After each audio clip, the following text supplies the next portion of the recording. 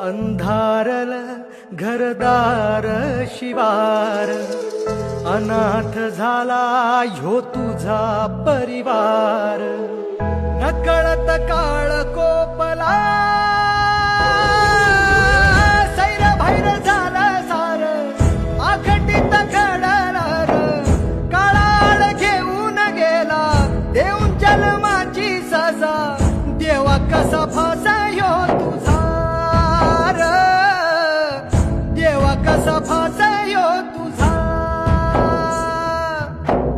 देवा कसा फासा ह्यो तुझा र, देवा कसा फासा ह्यो तुझा.